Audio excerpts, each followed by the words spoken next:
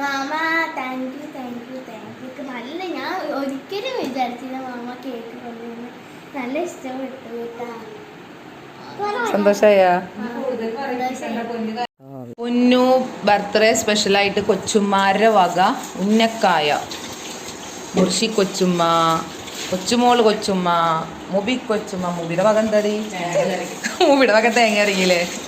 അപ്പോൾ ഇവരുടെ വക പൊന്നൂന് സ്പെഷ്യലായിട്ട് ഉന്നക്കായ മധുരം.